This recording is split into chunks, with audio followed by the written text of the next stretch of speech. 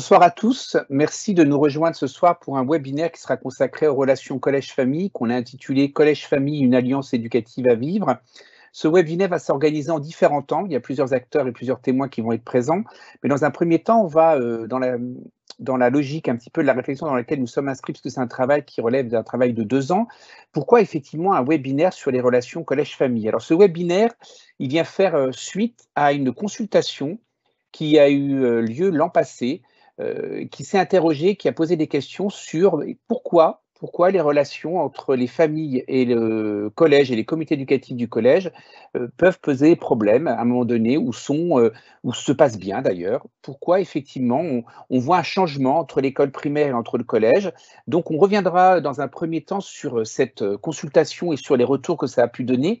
Mais avant, il nous semblait logique, puisque ce travail s'est fait en lien avec l'appel national, de prendre le temps de donner la parole à Gilles de Marquez, président national de l'appel, qui va nous donner un petit peu quelques échos et quelques remarques sur cette démarche et sur le webinaire de ce soir. Gilles, je vous donne la parole. Merci beaucoup, Benoît. Bonsoir à toutes et à tous. Je suis ravi d'être avec vous ce soir. Alors, c'est vrai qu'un webinaire sur la relation collège-famille, c'est vrai qu'on peut se dire, tiens, ben, pourquoi pas. Mais c'est extrêmement important parce qu'en fait, quand on regarde cette relation, elle marche pas par endroits, mais il y a quelques années, l'appel avait proposé lors de son congrès d'établir une charte éducative de confiance. Et cette charte éducative de confiance, elle a ensuite été travaillée conjointement avec le secrétaire général pour aboutir à ce document que vous connaissez. Et cette charte éducative de confiance, nous travaillons tous pour la faire vivre en communauté éducative, en conseil d'établissement, pour qu'elle soit aussi la base de relations pour exister entre le collège et la famille. Je la crois importante et même fondamentale pour ce moment très important qui est la première rencontre entre un chef d'établissement et la famille lors de ce rendez-vous d'inscription où est expliqué le projet éducatif de l'établissement et qui est vraiment un élément clé de cette démarche d'inscription. Vous savez, là, on parle de charte éducative de confiance. Vous savez que la confiance, elle ne se décrète pas, mais elle s'établit progressivement par la rencontre, par la connaissance de l'autre, par de la communication. Et cette communication qui peut exister entre le famille et le collège, elle est fondamentale. Et il faut trouver le temps pour qu'elle se passe correctement. Ça passe pas uniquement virtuellement par école directe, mais il faut aussi développer des occasions de rencontres physiques. Et c'est ainsi que pourra se créer une véritable alliance avec les familles qui font confiance à l'établissement en leur confiant leurs enfants.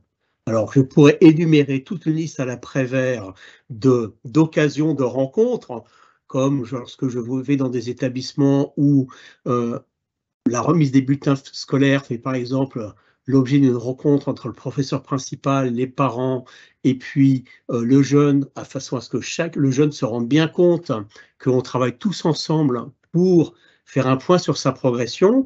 Il y a plein d'autres exemples que je pourrais donner de rencontres lors de la réunion de rentrée, d'autres exemples quand on travaille sur les forums des métiers, quand on travaille sur des soutenances de rapports de stage, où là, je pense qu'en tant que chef d'établissement, vous n'avez pas de problème pour staffer en parents ce genre d'activité. Voilà, donc tout ceci, ce sont des exemples, et je crois qu'on va travailler et avancer plus pendant le webinaire sur différents éléments extrêmement importants pour cette relation entre le collège et la famille. Merci beaucoup, Gilles. Dans ce que vous venez de dire, il y a plein d'éléments qu'on va retrouver un petit peu justement dans ce retour sur la consultation. Donc, on va revenir sur cette consultation, sur les retours qu'il y a eu. Il y a eu un nombre important d'établissements qui ont répondu. On est autour de 233 établissements qui ont répondu à cette consultation. Alors, pourquoi il y a eu cette consultation et pourquoi il y a eu cette idée au niveau du pôle éducatif du secrétaire général? C'est parce qu'on était dans une période post-Covid. On avait fait le lien effectivement de ce qui avait pu y avoir comme avancée, comme question autour des relations famille-collège. Et on s'était rendu compte que, en tout cas, la crise sanitaire avait mis l'accent sur des choses qui questionnaient déjà les relations entre l'école, entre le collège et les familles. Pourquoi? Parce qu'effectivement, on s'était dit à un moment donné, ce serait intéressant de faire un petit état des lieux, d'identifier des initiatives, d'être sur le côté positif, mais aussi de questionner ces initiatives et de les croiser afin peut-être de dégager des éléments qui pourraient nous aider à pouvoir avancer et à donner un étayage encore plus prégnant de ces relations et de ce que Gilles a évoqué à un moment donné dans des différentes étapes qui se passent, mais pourquoi pas inventer d'autres choses.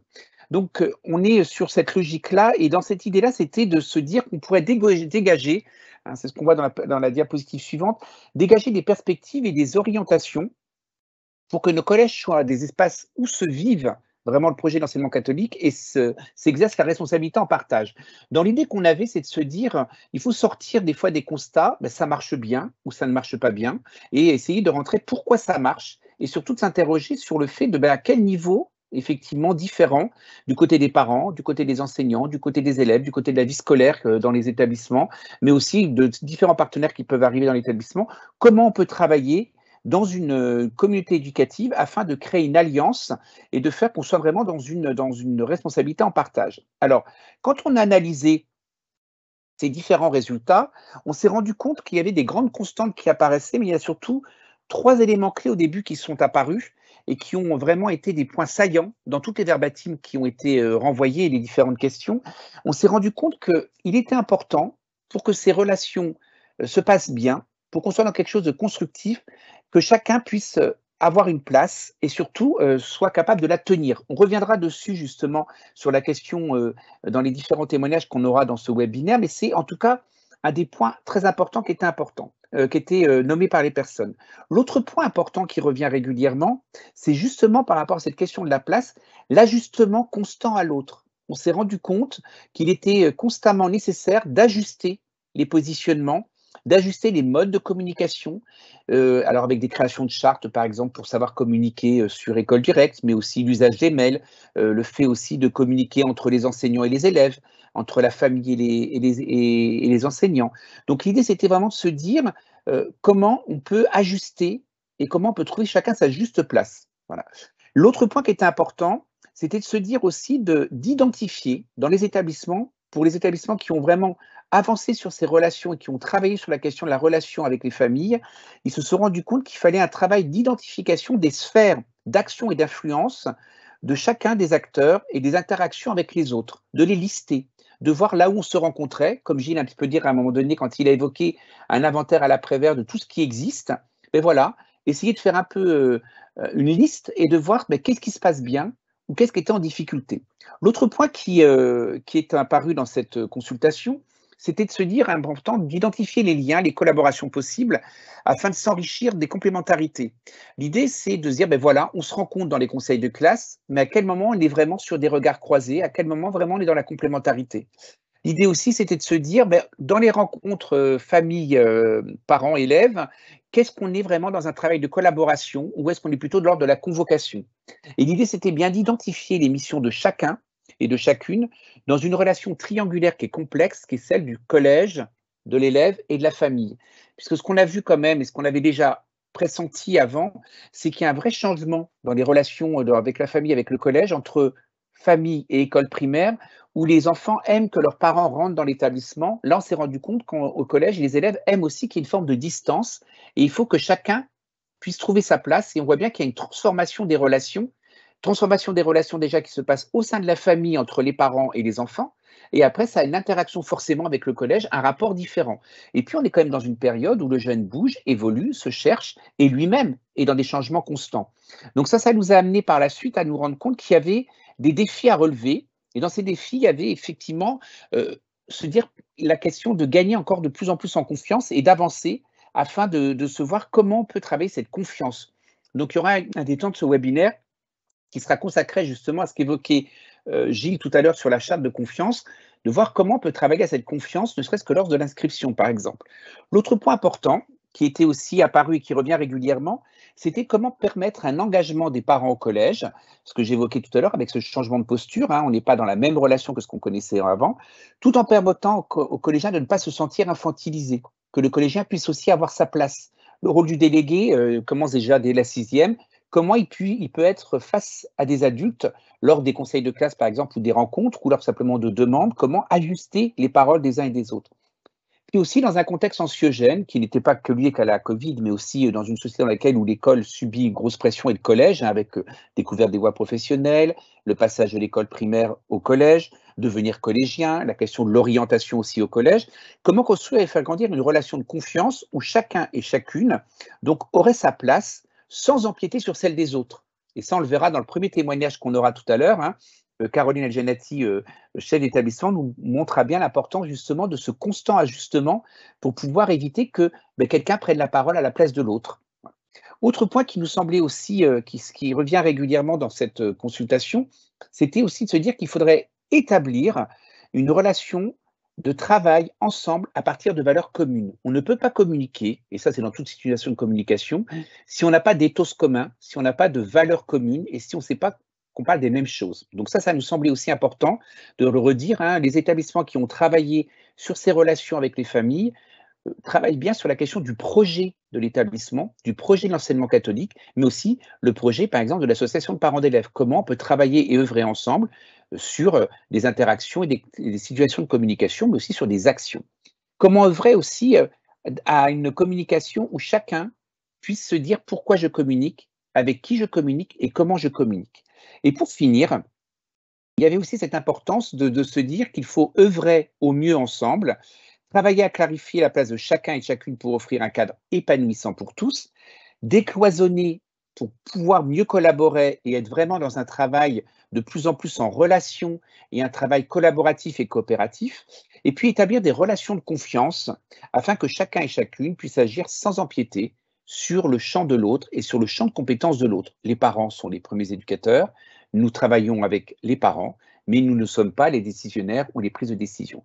Donc, on s'est dit à un moment donné, à partir de là, comment on pourrait faire de la confiance un levier pour une alliance éducative au collège. Et c'est la logique un peu du webinaire qu'on a choisi de travailler ensemble quand on l'a préparé et qu'on a choisi la ligne éditoriale de ce webinaire, c'est de se dire que effectivement, un des enjeux importants, ou le mot-clé qui revient régulièrement, il est mentionné un nombre incalculable de fois, le mot confiance. L'idée, c'est de venir, comment ça peut permettre de nous aider à rentrer dans une vraie communication et dans une vraie relation et arriver à quelque chose qui soit constructif. Alors, on a construit ce webinaire en 3 temps. Vous allez avoir un premier temps où on va être sur comment l'enquête nous a donné à voir un problème de la communication et comment la communication passe essentiellement, on s'est rendu compte, ça passe essentiellement par l'espace numérique de travail, par le carnet de correspondance, et on se dit, tiens, on pourrait peut-être voir s'il n'y aurait pas d'autres possibilités. Donc c'est pour ça qu'on a demandé à Caroline Eljanati d'intervenir, puisque dans son établissement, il y a un vrai travail sur la communication et un vrai travail en collaboration avec les parents d'élèves autour de cette question-là. Dans le deuxième temps, on sera plutôt sur ce qu'a évoqué Gilles tout à l'heure, la question du document, la charte éducative de confiance, qui est mentionnée régulièrement par le document, mais aussi ce qui est très étonnant, les personnes ont du mal à l'utiliser. La question, c'est comment on peut le faire vivre. Donc ça, on le travaillera avec Jean-Christophe Balic, qui pourra nous expliquer comment lui, lors des inscriptions des relations avec les familles, il donne vie à cette charte de confiance et comment il fait de ce texte-là quelque chose plus que le texte lui-même, comment il lui donne vie. Et puis dans un dernier temps, on travaillera sur la question de l'alliance éducative qui a un enjeu pour l'établissement, mais aussi pour le territoire. Et même si en établissement, on n'a pas forcément la possibilité de travailler cette problématique ou cette question, le fait qu'on puisse travailler en réseau ou en direction diocésaine, ça peut être un levier supérieur. On se rend bien compte qu'on est dans une dimension systémique. Ce n'est pas qu'à l'établissement lui-même de travailler cette relation, c'est bien l'ensemble de la communauté éducative et d'un territoire qui peut prendre en charge cette question-là. Donc, on va commencer par le premier témoignage et la première entrée sur le temps 1. On va revenir sur cette question des outils pour la communication entre les familles et le collège. Alors, dans un établissement, on se rend compte qu'on communique, on collabore en communauté éducative pour le bien de tous et de chacun. Donc, c'est pour ça que Caroline accepte de prendre la parole. Donc, Caroline, elle va se présenter.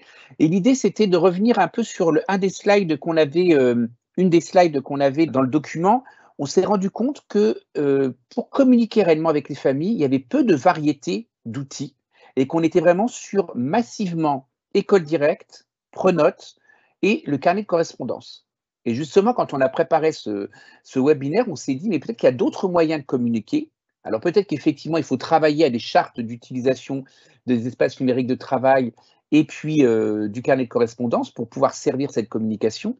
Mais là, on a à travailler ensemble sur cette question de se dire à un moment donné, comment on peut travailler autrement la communication. Alors Caroline, on va avoir un petit temps d'échange. Caroline, vous êtes chef d'établissement, je vous laisserai vous présenter, mais la première question qu'on pourrait se poser, c'est comment vous avez envisagé et pourquoi la question de la communication avec les familles est devenue un objet de travail important dans votre établissement et pourquoi effectivement vous y avez travaillé et œuvré en lien avec l'association des parents d'élèves. Bonjour à tous. Donc moi je suis Caroline Eljanati, je suis chef d'établissement au collège Jeanne d'Arc au Kremlin-Bicêtre. Alors un établissement où on a 3 classes par niveau, donc on a un établissement de taille qui nous semble en tout cas familial. On a l'impression que tout le monde se connaît, qu'on connaît tous les élèves et que les familles aussi nous connaissent bien. Malgré tout, on avait toujours une certaine frustration et de notre part et du côté des familles parce qu'on pensait qu'on faisait passer toutes les informations en temps et en heure. On avait un magnifique calendrier de début d'année avec toutes les dates importantes. Et on continuait à avoir des appels incessants de parents nous demandant des renseignements sur tel ou tel rendez-vous, telle ou telle information, telle ou telle réunion. Donc on s'est posé la question, à savoir finalement si nos outils étaient pertinents et si une information en début d'année avec toutes les dates de l'année était suffisante. Donc on faisait des rappels régulièrement. Mais là aussi, on avait certains parents qui nous disaient qu'ils avaient trop de mails, d'autres pas assez de mails, pas assez d'informations. Le côté sur l'information était prégnant.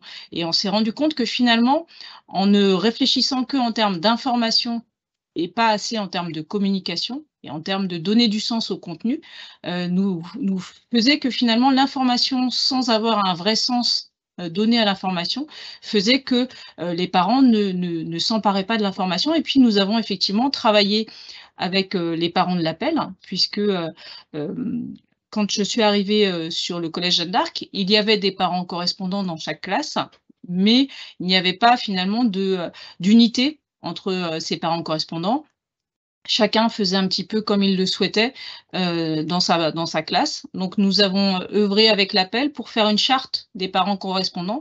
Et pour certaines informations, on passe par les parents correspondants pour que ces informations passent, puisque moi je vais du coup expliquer et donner sens aux informations, et du coup on est dans la communication, et puis cette communication peut passer par les parents correspondants, donc toucher un maximum de parents, soit effectivement, puisque on se rendait compte aussi que les parents faisaient des groupes WhatsApp comme les jeunes finalement, et finalement en se servant de cet outil et en ayant écho de ce qui se disait dans les groupes WhatsApp par les parents correspondants, on pouvait nous y répondre directement, alors pas moi en écrivant sur le groupe WhatsApp, hein, parce que c'est vraiment leur groupe WhatsApp à eux, mais par leur intermédiaire, donner réponse aux parents. Ça, c'était une première avancée, effectivement, par rapport à cette communication.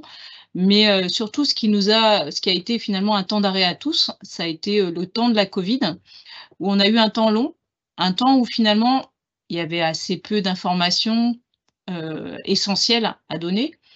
Mais du coup, on s'est dit que c'était important de se servir de ce temps-là pour être plus dans la communication et plus revenir finalement à notre identité propre et à finalement être un petit peu le lien entre tous sur ce temps de la Covid. Du coup, chercher des textes qui pouvaient redonner confiance, qui pouvaient redonner lien et essayer de voir comment on pouvait du coup communiquer chacun malgré la Covid. Et du coup, on a imaginé de faire une plateforme, un Padlet, où chacun pouvait finalement être en communication les uns avec les autres. Et tout ce qu'on a créé sur ce temps-là, alors on a moins de temps, bien sûr, puisque la Covid a été ce qu'elle a été, mais ça nous a permis aussi d'avoir ce temps-là et de prendre ce temps-là, puisqu'on n'était pas dans le quotidien, un quotidien qui fait que finalement une information chasse l'autre. Et malgré tout, on a gardé certains messages qui avaient été communiqués du temps de la Covid, et surtout cette volonté de n'être plus dans une information pure, mais dans la communication, et presque dans communique et passe à l'action. Merci. Et quelle incidence vous avez remarqué sur le vivre ensemble au sein de l'établissement et dans la relation avec les parents? Est-ce qu'il y a eu un changement? Est-ce que c'est après, bon, vous avez évoqué que le fait que cette réflexion était déjà avant la question de la Covid, mais que le temps de la Covid a amené de nouvelles façons de communiquer, hein, la création du Padlet, l'interaction, les groupes WhatsApp. Est-ce qu'il y a eu une incidence? Est-ce que vous pouvez nous en parler? Alors, il y a eu bien sûr une incidence. D'abord, nous, on a choisi aussi de ne rien cacher et d'être vraiment dans une communication la plus ouverte possible. Donc, ce qui, effectivement, peut donner confiance aux parents parce qu'ils se disent qu'il n'y a pas de questions qui resteront sans réponse, mais qui, quelquefois aussi, on parlait tout à l'heure de que chacun soit bien à sa place, notamment, alors comme dans de nombreux établissements, on a le souci de la restauration scolaire, hein, qui est un souci je pense, permanent pour chaque établissement. On a du coup créé avec les parents de l'appel une commission restauration. On a créé une commission restauration aussi pour les élèves. Mais finalement, en ouvrant cette communication sur tous les points qui pouvaient être problématiques, quelquefois, les parents peuvent avoir la sensation que ils deviennent acteurs. Or, en réalité, par exemple, puisque je prenais l'exemple de la restauration, c'est malgré tout le chef d'établissement avec la réalité d'établissement, c'est-à-dire que les parents qui peuvent être inclus dans cette commission restauration sont des parents qui peuvent avoir plus de moyens que la majeure partie des parents du groupe scolaire et qui peuvent du coup, par leurs moyens, accepter une hausse de la restauration que ne pourrait pas accepter l'intégralité des parents. Donc ça nous permet, nous, d'avoir ce recul-là, puis le recul aussi de ce qui est possible de mettre en place de façon réaliste et ce qui n'est pas possible. Et c'est là où, effectivement, la question de la confiance se pose, c'est-à-dire oui, la communication est ouverte et pleinement ouverte, mais faites-nous confiance dans ce que nous sommes en capacité à mettre en place et ce que nous allons mettre en place, et faites-nous confiance quand on vous dit que ça, non, ça n'est pas possible de mettre en place. Et ça, quelquefois, effectivement, on va être dans un temps plus long, puisqu'on a accepté de mettre en place un temps de communication et pas un temps finalement assez court de « voilà ma décision et je vous informe d'eux », mais non, je communique avec vous. Et donc, il faut accepter aussi de prendre ce temps-là de la communication. Alors, ce travail sur le process que vous évoquez là dans la communication, enfin, la communication, c'est pas uniquement communiquer pour faire passer de l'information, mais c'est bien aussi pour arriver à un moment donné à une collaboration, à une prise de décision, même si évidemment à un moment donné la décision elle est bien celle du chef d'établissement, mais comment ça se passe en concertation.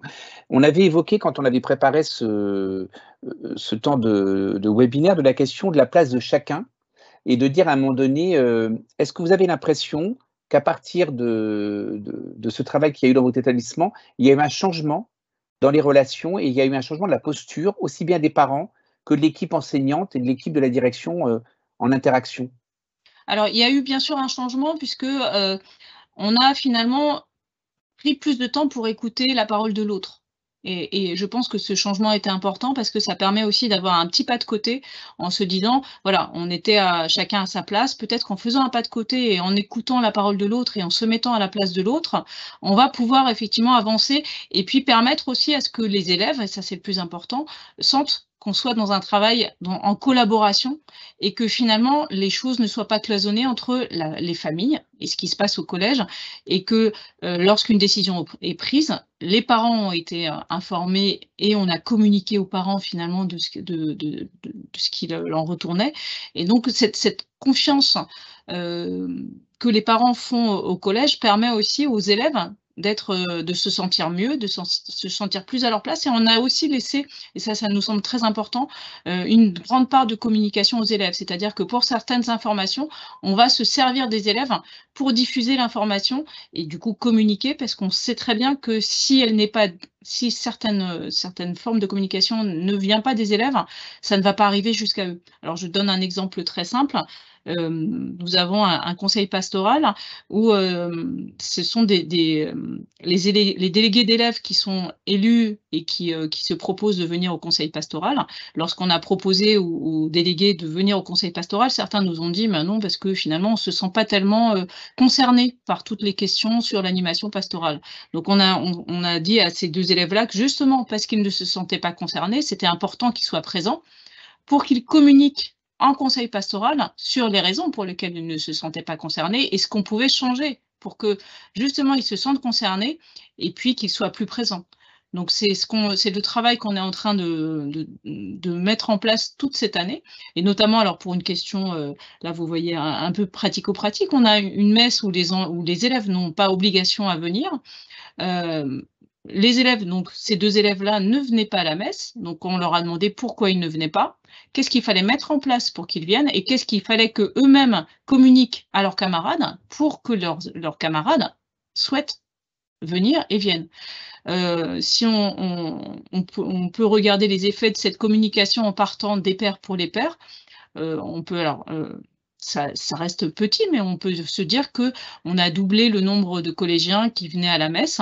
Alors, il n'y a pas encore, l'église n'est pas encore pleine, mais en tout cas, voilà, on est aujourd'hui avec une quarantaine de collégiens qui viennent à la messe, alors que avant, quand on avait une dizaine de collégiens, on trouvait ça formidable, avec encore une fois cette idée que on est vraiment dans chaque collégien qui le souhaite vient, mais il n'y a aucune obligation. Merci Caroline. Donc vous évoquez l'importance de la confiance, hein, la question du temps long, prendre le temps de communiquer. Puis ce qui est important aussi, hein, pour communiquer, il faut qu'on arrive déjà à communiquer entre pairs pour pouvoir communiquer avec l'autre qui a une posture ou qui a une place différente, hein. On voit bien sur la question que vous venez d'évoquer. Et puis quand vous avez évoqué la question des parents aussi sur la cantine et puis les différentes commissions mises en place, quel conseil vous auriez envie, ou alors quelle piste ou quel levier vous auriez envie de communiquer ce soir, un peu pour clôturer votre intervention, sur qu'est-ce qui pourrait permettre de rendre cette communication vecteur de relations famille-collège plus fluide, plus constructive et plus collaborative? Alors peut-être ne pas hésiter à rentrer en dialogue direct avec l'autre. Et là aussi, je pars d'un constat très simple. Quelquefois, on reçoit un mail de parents. À la lecture de ce mail, on se dit qu'on est attaqué peut-être un peu durement, que les choses sont dites un peu durement. Et puis, moi, je sais que plusieurs fois, je me suis interdit d'y répondre par écrit. Et j'ai préféré le téléphone. Et en fait, avec un rapport direct, je me rendais compte que ce que j'avais perçu de l'écrit, du mail écrit, n'avait rien à voir avec ce que l'autre voulait me dire. Et que finalement, si j'y avais répondu à ce mail écrit par un écrit avec ma propre sensation de ce que je lisais, on aurait eu un conflit inutile. Or, de prendre le temps d'un coup de fil qui va peut-être prendre 10 minutes de son temps, m'en a fait gagner énormément. Ne serait-ce qu'en énergie et puis aussi en questionnement sur mais pourquoi, mais qu'est-ce qui se passe pour que ce mail soit si dur? En fait, non, c'est juste que moi qui n'avais pas bien compris l'esprit de ce que les parents voulaient dire, parce que le passage à l'écrit rend quelquefois la communication plus difficile. Donc c'est pour ça que moi je suis une adepte totale de la communication directe, plus que de l'écrit. De temps en temps, l'écrit finalement ne donne pas les nuances que permettent la communication directe. Eh bien, d'où l'importance de la relation et d'entrer en relation avec l'autre. Très Tout à bien. fait. Qui serait un vecteur et un ferment de la confiance. Merci Caroline. Justement, par rapport à cette confiance, dans la suite de l'enquête, et ce qui va être le deuxième temps, on va revenir sur un document qu'a évoqué Gilles au départ de l'ouverture de ce webinaire sur la charte éducative de confiance. L'enquête le met vraiment en lumière en disant qu'il y a certains établissements qui l'utilisent, qui utilisent les ressources qu'elle propose et qui utilisent la philosophie du texte, et puis d'autres établissements qui se disent à un moment donné, ben oui, on connaît ce texte, mais on ne sait pas trop comment l'utiliser, ou en tout cas, on ne sait pas trop comment le faire vivre. Donc l'idée, c'est de se dire ce soir, essayer de voir dans un témoignage ou dans un deuxième apport, voir comment on peut instaurer une relation de confiance et comment on peut faire vivre une relation de confiance qui amènerait à faire alliance. Voilà, parce que derrière cette confiance, on voit bien qu'il y a la notion d'alliance éducative, hein, et de pouvoir travailler ensemble. Donc ce soir, pour pouvoir justement en parler, on va donner la parole à Christophe, de se dire, voilà, comment faire alliance, comment poser le cadre, revenir au projet pour instaurer une confiance dans l'entretien d'inscription tout au long du parcours des élèves accueillis. Puisque quand on avait préparé ce webinaire avec Jean-Christophe, on s'était dit que le retour aussi sur la question des valeurs qu'on évoquait tout à l'heure, hein, dans la présentation, les valeurs communes, si le travail autour du projet d'établissement, le fait de convoquer l'établissement, le projet d'établissement lors d'un entretien d'inscription, c'est déjà poser un cadre de référence qui permettra de communiquer. Puisqu'on communique dans une situation de relation, on communique dans un cadre de référence et on communique avec l'autre quand on connaît bien ce qui le caractérise. Alors Jean-Christophe, comment vous avez effectivement réfléchi et comment vous avez travaillé afin de faire en sorte que ce travail du temps d'entretien d'inscription puisse instaurer, dès l'entrée de l'élève et de la famille dans votre établissement, ce travail de confiance qui permet après d'être le ferment et le socle d'un travail de communication et de relation. Bonsoir à tous, Jean-Christophe Balic, Jean-Paul II à Denain. C'est un collège qui ressemble à celui de ma collègue, 3 classes par niveau. et on vit sur le même site, donc une école, un collège et un lycée professionnel. Alors, nous, on a choisi de mettre l'accent sur l'entretien préalable à l'inscription, qui est un entretien qui est du sur-mesure et qui va permettre de vérifier si vraiment les gens ont envie de nous confier leur enfant. Hein. Et donc, la confiance, la même racine qu'avoir confié son enfant. C'est aussi une marque de différence avec l'enseignement public, hein, qui ne réalise pas ce genre d'entretien. On a fait le choix à Denain de sortir tous les papiers, hein, et de reporter le dossier scolaire contenant contrat de scolarisation, convention financière, projet éducatif, projet d'établissement, charte éducative de confiance, tout ça de le différer et de le donner à la famille qui repartira avec ces éléments-là, et une famille que l'on retrouvera dans un troisième temps, donc qui sera l'accueil des nouvelles familles. Donc en gros, il va y avoir un entretien préalable individuel, un deuxième temps où les gens auront le temps de lire posément tous ces documents, et un troisième temps où on récupérera collectivement cette fois-ci les familles, et où on reviendra sur 3 illustrations, une du contrat de scolarisation, une de la charte éducative et une du projet d'établissement. Donc finalement, le premier moment, l'entretien préalable, c'est peut-être le deuxième, parce que si les enfants connaissent l'enseignement catholique depuis la petite section ou le CP, c'est le deuxième. Sinon, si c'est le premier contact avec l'enseignement catholique, ça sera le premier. Et c'est très intéressant de poser les questions du pourquoi l'enseignement catholique, d'identifier un peu, de repérer les motivations des familles et les représentations aussi des familles. Vous savez bien qu'on peut être taxé d'entre-soi, qu'on peut être taxé d'évitement, qu'on peut être taxé de consommateur de services. Donc, on va vérifier si vraiment les gens toquent à notre porte par rapport à notre réputation, et est-ce que tout le monde est clair sur cette attention à tous les besoins sur lesquels on saura répondre.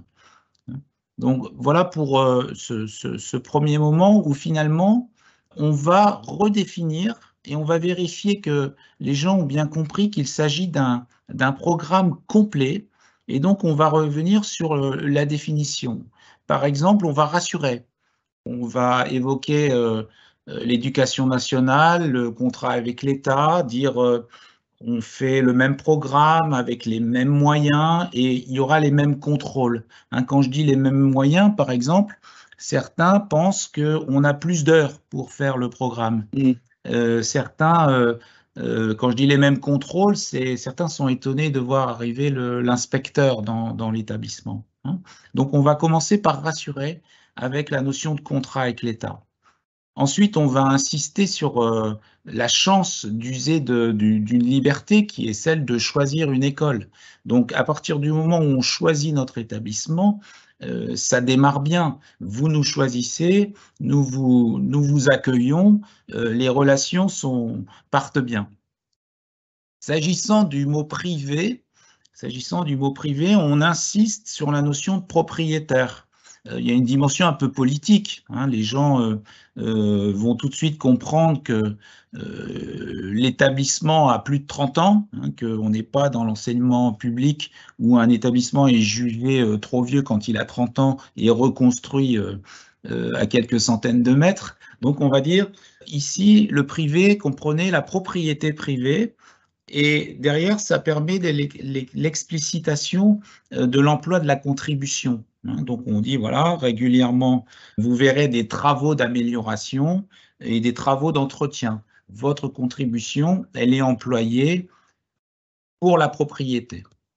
Et enfin, on décline le caractère propre, hein, en disant, vous choisissez un établissement catholique. Ici, donc, c'est la liberté de croire pour chacun. Vous allez avoir une heure de caté ou une heure de culture religieuse en 6e. Alors, si c'est des gens qui nous connaissent et qui ont déjà été scolarisés en 1er degré, ben ils ont entendu parler de la 25e heure. et caté ou culture, ce sera des choses à articuler. Donc, il ne faut pas non plus séparer en disant les uns vont en caté, les autres vont en culture. Il y aura un temps d'articulation qui est ce qu'on appelle l'art de vivre ensemble. Donc, on insiste énormément sur ces définitions simples, hein, sous contrat, libre, privé et catholique. Et on s'aperçoit que ça fait du bien aux familles qui viennent nous voir et surtout qu'on ne les détache pas. Hein. On ne vient pas chercher du privé, on ne vient pas chercher de la liberté, on ne vient pas chercher de la catholicité, on vient chercher un tout. Hein, et que c'est un ensemble. Ensuite, on reverra donc les gens sur l'accueil des nouvelles familles. Là, je serai obligé d'évoquer le contrat de scolarisation et je demanderai de la solidarité. Dans notre règlement, on a eu à poser la phrase « Une famille s'engage à ne jamais faire état devant un élève d'une opposition ou d'une décision, une position prise par l'établissement », ce qui n'exclut pas le dialogue avec le collège et qui nous ramène à ce qu'on disait durant le temps 1. Ça, c'est donc une illustration du contrat de scolarisation. On a aussi besoin de parler de cette charte éducative de confiance. Et donc, dans cette charte, on va mentionner, préciser explicitement la décision de sanctionner ou non un élève et le cas échéant, la nature de cette sanction ne seront jamais communiquées aux familles autres que celles de l'élève sanctionné ou pas. Hein, c'est-à-dire qu'on ne dira jamais Pierre a eu 10 lignes et Paul a eu 1 heure de retenue. C'est très important de ne pas rentrer dans ces terrains-là.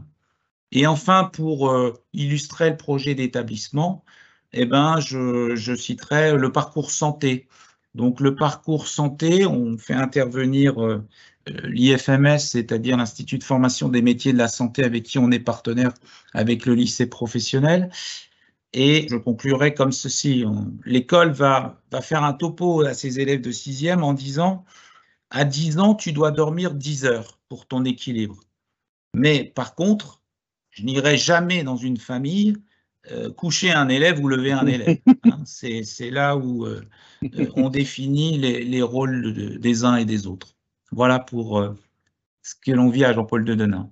Merci. Alors, si j'ai essayé en vous écoutant de trouver des verbes clés qui permettraient d'ailleurs de pouvoir poser ce contrat de confiance et de travailler sur cette alliance et de voir comment on peut construire des relations de famille. Alors, dans ce que vous avez évoqué, dans le process que vous avez d'accueil des élèves et des familles, l'importance du verbe pronominal se dire, l'autre se connaître, se dire pour se connaître, l'importance aussi de se rencontrer, se comprendre. Et puis, il y a un autre verbe qui n'est pas pronominal, mais qui est important, c'est prendre le temps, puisque vous faites en différents temps, et vous utilisez bien cette logique de temps, comme on l'a vu dans le témoignage de Caroline Eljanati, cette importance de prendre le temps, et pas forcément de courir vers l'urgence. Et puis, il y a 2 autres mots-clés qui me semblent importants, qui reviennent, la notion de solidarité, de confidentialité, et tout ça, ça peut se reprendre dans 2 verbes essentiels qui sont importants pour l'enseignement catholique, hein, puisqu'il y a eu un engagement suite au réenchantement de l'école de travailler sur ces verbes-là, la question de l'explicitation et la question du verbe accueillir. Voilà. On fait rentrer quelqu'un chez nous, mais on lui dit bien là où il rentre et pourquoi il y rentre, et on rentre en dialogue. Voilà. Merci beaucoup, Jean-Christophe. Est-ce que vous avez quelque chose à ajouter par ce que je viens d'essayer de synthétiser avant qu'on passe au témoignage suivant? Ben, c'est aussi la diversité, hein, c'est parce que on vit de belles diversités, donc forcément il faut accueillir tous les besoins. Et du coup, c'est vraiment cet entretien préalable, il est vraiment du sur-mesure et c'est un bonheur à vivre. Merci beaucoup. Alors justement, cette alliance éducative, on voit que c'est un enjeu pour l'établissement puisqu'elle a été abordée par Caroline Eljanati puis par Jean-Christophe Balic sur 2 niveaux différents, sur la question de la communication et l'autre sur la question de l'entretien d'inscription et l'accueil de la famille lors de l'entrée dans un collège. C'est un enjeu pour un établissement, mais c'est aussi un enjeu pour le territoire, une démarche diocésaine qui vise à former et accompagner les chefs d'établissement afin de faire vivre cette alliance éducative. Alors, c'est pas toujours facile. C'est pour ça qu'on a un premier témoignage. Christine Fermot, chef d'établissement sur le diocèse de Nantes, elle va se présenter puis présenter son établissement, mais se dire aussi à un moment donné, on peut avoir confiance que c'est important, les relations famille-collège, que c'est un enjeu essentiel, mais que quelquefois on peut peiner à le travailler dans un contexte où tout est urgence et tout va très très vite. Alors c'est effectivement, on peut faire un état des lieux et peut-être qu'on peut voir comment on peut le travailler autrement qu'en établissement, mais aussi peut-être sur une dimension de territoire. Ce sera le deuxième témoignage, celui d'Hélène Regnault, qui est chargée de mission sur le diocèse qu'elle présentera. Christine. Bien, bonjour. Donc Christine Fermaux, donc je dirige le collège Notre-Dame-la-Maine à Aigrefeuille en Loire-Atlantique, donc un collège de 560 élèves, donc depuis 5 ans. Et effectivement, quand je suis arrivée dans cet établissement il y a 5 ans, j'ai tout de suite senti que la relation entre l'équipe et les familles, c'était quelque chose d'un peu compliqué. Je sentais du côté de l'équipe une volonté de mise à distance des familles. Bon, par des peurs, peur du jugement, peur d'être contesté. Bon, ça faisait suite à quelques mauvaises expériences, certes rares, mais suffisamment fortes pour marquer l'ensemble de l'équipe. Donc vraiment cette volonté de mise à l'écart. Bon, plus tard, nous avons travaillé sur le diagnostic climat scolaire. Hein. Et paradoxalement, ce diagnostic climat scolaire fait remonter un bon niveau relationnel des familles. Dont les parents ont largement participé. Hein, sur les 500 familles, on en a plus de 200 qui ont répondu à notre questionnaire. Ça fait état d'un bon relationnel avec l'établissement, mais pour autant, depuis 2-3 ans, on sent que les choses, elles évoluent doucement, mais sûrement, j'aurais envie de dire. Parce que je reçois de plus en plus de mails de parents qui contestent telle ou telle sanction, parce que j'ai des remarques de parents sur la remise en cause de tel ou tel enseignant, ou des questionnements, voire des oppositions dans la façon dont on gère certaines situations. Donc ça reste encore, je dirais, marginal, mais de plus en plus fréquent. Donc ça questionne vraiment. Et on a vraiment la conviction que c'est un sujet dont il faut qu'on s'empare et sans attendre que les choses elles se dégradent. Et donc on y a réfléchi hein, depuis 2 ans, on y réfléchit, on a imaginé une série de choses. Donc on a imaginé de proposer aux parents d'accompagner certains voyages scolaires. On a proposé aussi, on s'est dit pourquoi pas proposer des ateliers de formation des parents pour aider nos familles à accompagner le travail scolaire de leurs enfants. On a aussi imaginé former les parents à l'outil informatique puisqu'on utilise l'école directe et puis qu'on a certains parents qui ne sont pas en mesure de le faire. Notre idée, c'est vraiment de se dire si on veut, si on veut je dirais, travailler par prévention sur notre relation famille, effectivement, hein, on rejoint l'idée de multiplier les temps de rencontre pour apprendre à se connaître et se parler plus pour faire alliance. Et puis, au final, dans le tourbillon d'une année scolaire, l'urgence a pris le dessus hein, et on n'a pas fait tout ça. Donc, ça reste dans les petits papiers. On n'a rien mis en place de ces 3 idées qu'on devait mettre en œuvre cette année. Bon, une avancée quand même, on n'en est pas rien. On a cette année associé les parents volontaires à l'évaluation de l'oral blanc du DNB. Et c'était très chouette. C'était très chouette. C'était une matinée. Ça s'est terminé donc avec des jurys mixtes enseignants-parents. Ça s'est terminé par un petit verre de muscadet, hein, puisqu'on est dans le vignoble, hein, donc, et très chouette. Mais une expérience, voilà. D'où la difficulté, en tout cas pour l'équipe de direction et pour moi, chef d'établissement, de se dire c'est un sujet important, mais finalement, un sujet dans la masse des urgences à gérer tous les jours, qu'on fait passer en dernier, quoi. Merci Christine. Alors, dans ce que vous dites, le témoignage il est intéressant parce que même si vous faites un constat demi-teinte, hein, ce qui est intéressant, c'est que vous avez évoqué la question de la convivialité qui est importante dans le dernier temps que vous avez vécu en disant le petit verre de muscadet, ce temps-là, cette question de la convivialité qui va effectivement peut-être un autre levier à relever et peut-être ici que ces temps de convivialité qu'on vit souvent dans le premier degré assez facilement dans les établissements, qu'on a plus de mal à vivre au niveau des collèges. Donc ça peut être une piste à explorer et peut-être que justement Hélène Regnault pourra nous en parler par la suite puisque comme vous évoquez, ça peut être une préoccupation d'un chef d'établissement, d'une équipe de direction et d'un établissement de réfléchir à la question des relations famille-collège, mais ça peut être aussi, et ce serait bien, puisque Bruno Chevineau, directeur diocésain de Blois, qui aurait dû être là ce soir pour travailler avec nous et puis témoigner, dit bien que sur son diocèse, c'était un enjeu important, un vrai travail, une dimension diocésaine sur cette question de la relation famille pour pouvoir faire vivre l'enseignement catholique. Et donc, justement, on va donner la parole à Hélène qui va se présenter et qui va nous présenter un projet, justement, en direction diocésaine pour pouvoir animer et peut-être aussi arriver à un appui aux chefs d'établissement qui auraient envie de travailler toutes ces problématiques qu'on a évoquées ce soir, mais qui n'ont pas eu le temps ou qui ont du mal à le faire, et peut-être avoir des ressources et pouvoir s'outiller et être soutenu par une démarche collective et un travail collaboratif entre établissements et au niveau d'une direction diocésaine. Hélène Regnault, je vous laisse la parole. Donc, vous êtes chargée de mission sur la direction diocésaine du 22. Et je vous laisse présenter le projet qui se vit sur votre diocèse et qui va se vivre l'année prochaine sur le diocèse. Bonjour à tous, oui, donc Hélène Regnault, chargée de mission au second degré dans le diocèse des Côtes-d'Armor en Bretagne. Alors nous, dans notre diocèse, nous scolarisons un peu plus de 35 000 élèves, soit 33% de la population scolaire du département. En conseil de direction, notre directeur diocésain nous a évoqué la relation école-famille. Et donc, pourquoi nous avons décidé de la travailler? Alors, tout d'abord, un fondement de l'enseignement catholique, article 4 du statut. N'oublions pas que les parents sont les premiers et principaux éducateurs. Pour faire vivre aussi, nous, nos orientations dans le diocèse, nos orientations parlent de paroles manifestées, de promesses données. Alors, qu'est-ce qu'on entend par parole manifestée? C'est une parole dans laquelle on évoque l'écoute, le dialogue, la participation de tous. Et puis, la deuxième sur la promesse donnée, dans laquelle l'enseignement catholique 22 s'engage à faire grandir la relation à soi-même, aux autres. Et puis, un contexte, après 2 années de Covid, une volonté de réouvrir nos établissements, une société dans laquelle les relations aussi ont évolué, comme ça a été évoqué tout au long du webinaire, face à une confiance en la parole de l'autre qui est souvent remise en cause, un besoin de part et d'autre d'être entendu, d'être rassuré. Dans un monde qui bouge, où en effet tout s'accélère, tout est urgence, une envie de réponse immédiate, alors que la construction de la relation de confiance prend du temps. Et puis, comme l'a évoqué juste avant la collègue, ce sont des situations marginales, mais en progrès et qui sont coûteuses en temps, en énergie. Voilà le pourquoi nous avons décidé de travailler la relation école-famille au niveau du diocèse.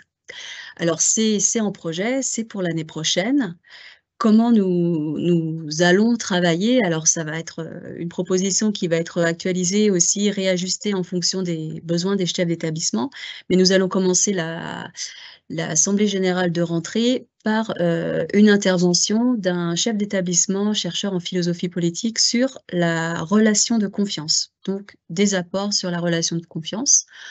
On proposera aussi un deuxième temps autour de la relation en général et de la relation école-famille en particulier, avec une lecture pastorale, des apports sociétaux et psychologiques, et puis un temps de travail diagnostique pour le chef d'établissement, moi dans ma fonction, où j'en suis dans la relation école-famille, et puis mon pas de côté suite à ces apports. Un troisième temps, donc notre assemblée plénière numéro 2, autour de construire la relation famille, avec des témoignages de chefs d'établissement, d'actions mises en place, comme ce qui a pu être évoqué aussi auparavant, de membres de l'appel, et puis une relecture par les chefs d'établissement, moi où j'en suis, qu'est-ce que je peux faire, quel pas de côté encore je peux faire. Et puis, on proposera aussi un autre temps autour de encadrer la relation école-famille. Alors, c'est un aspect un petit peu plus réglementaire, mais dans l'idée de parler davantage de sphère d'action de chacun, de mission, de rôle, plutôt que de place, mot qui peut être vu quelquefois comme restrictif. Et donc là, évoquer la notion de responsabilité en partage. Donc, même chose autour d'apport, de mutualisation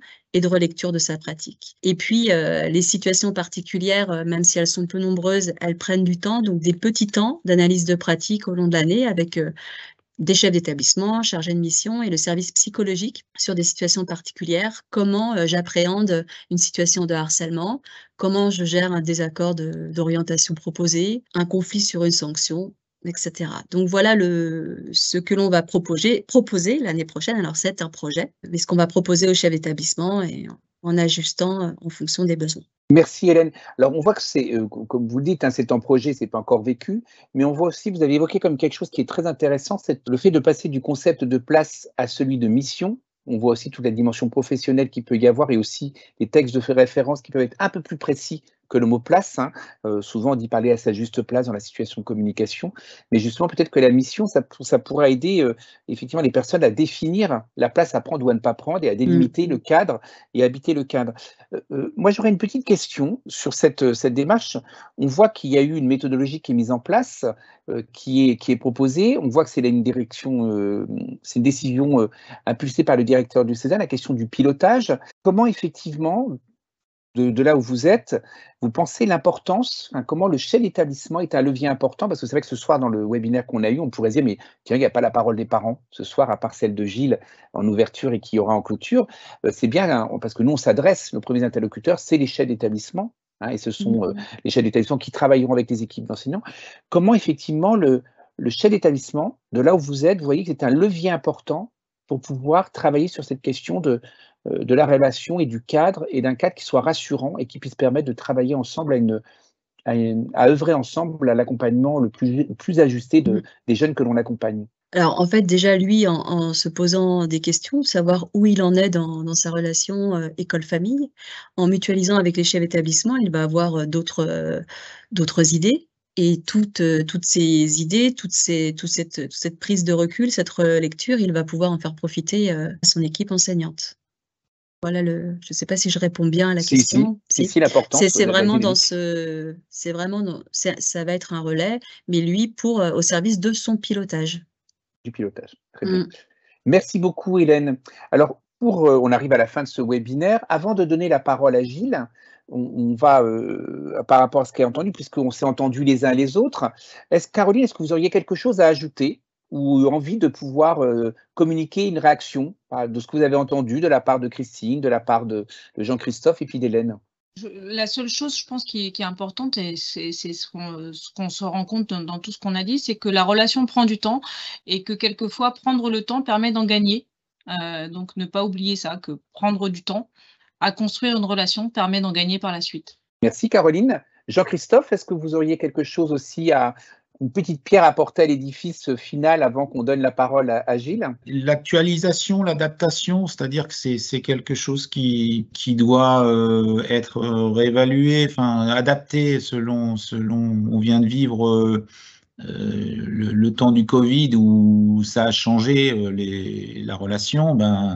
Malheureusement, avec un monde imprévisible, il faut adapter ces modalités et faire des efforts sur justement l'explicitation. Enfin, venir chez nous et ne pas avoir compris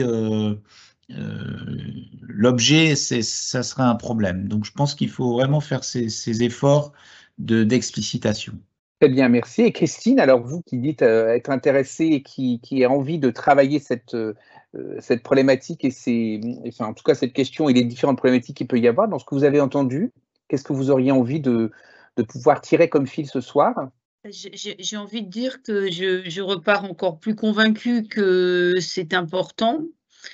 Et c'est vrai que là, le fait de pouvoir partager, ça veut dire aussi pas avoir tout à recréer, à repenser. Et je pense que là aussi, on peut s'appuyer sur nos réseaux, que ce soit au national ou au niveau diocésain ou local, pour échanger entre chefs d'établissement. Mais voilà, j'ai bien noté plein de petites idées bien précieuses. Et donc je reste sur ma conviction que c'est hyper important, que ces temps de rencontre sont nécessaires, pas simplement parents et chefs d'établissement, ni pas simplement parents et conseils de direction, mais qu'il faut vraiment persévérer et élargir ces rencontres, ces relations avec aussi parents et nos équipes. Parce que le fondamental, il est là. Enfin, moi, c'est ce que je retiens aussi de ce temps d'échange. Merci Christine. Hélène, même si vous avez eu la parole en dernier, et en ayant entendu ce dernier tour de table, avant que Gilles nous donne ses impressions. En effet, dans notre projet, en fait, c'est permettre donner du temps aux chefs d'établissement de réfléchir à cette relation école-famille, en souhaitant qu'après, eux, en équipe, ils donnent ce temps aux enseignants, ce temps dont ils ont besoin, parce que les enseignants sont aussi toujours dans l'urgence, veulent donner tout de suite une réponse, et c'est complètement légitime. Moi, enseignant, je veux trouver tout de suite une solution, mais des fois, il faut attendre et voilà, réfléchir avec l'équipe enseignante, c'est quoi, moi, ma relation école-famille. Merci beaucoup. Gilles, alors on a dit toute l'importance pour pouvoir construire cette confiance qui serait le ferment de cette alliance éducative qui permettrait d'accompagner au mieux nos jeunes, mais aussi de travailler ensemble et d'œuvrer ensemble afin de pouvoir proposer une formation intégrale à chacun et à chacune. Donc l'important de se dire, de se connaître, de se rencontrer, de se comprendre, de prendre le temps, d'expliciter, de dialoguer, d'accueillir, et puis de prendre en compte la diversité et la particularité de chacun. Qu'est-ce que vous auriez envie de nous dire du point de vue de l'appel dans tout ce qu'on vient d'être évoqué ce soir? Alors, beaucoup de choses ont été évoquées ce soir. Moi, je crois que il faut, on en a parlé tout à l'heure, il faut vraiment savoir faire de la première rencontre avec une famille une occasion d'établir les bases de cette confiance. Ça, c'est le premier point, parce qu'il y a quelque chose qui se crée à ce moment-là, et si on rate l'opportunité, ça va être plus difficile de rattraper ensuite. Ensuite, le deuxième point que je voudrais mettre en avant, c'est qu'il faut peut-être aussi qu'on sache encore plus développer les lieux de dialogue. Je pense en particulier au conseil d'établissement, et je pense qu'ils gagneraient à être plus nombreux, parce que finalement, c'est le lieu où se retrouvent tous les différents membres de la communauté éducative. Et n'est-ce pas le lieu idéal pour travailler ensemble sur différents sujets? Et c'est en travaillant qu'on apprend aussi à se connaître et qu'on apprend à se faire confiance.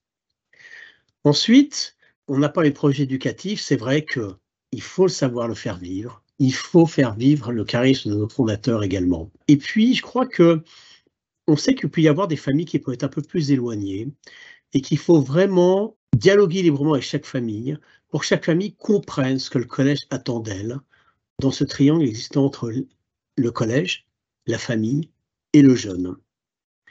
Et puis, il faut aussi développer des occasions de rencontre autour du jeune pour lui montrer qu'on partage ensemble, parents et équipe éducative, le souci de sa progression. Je donnais l'exemple tout à l'heure de la remise du bulletin de notes, par exemple, au cours d'une rencontre.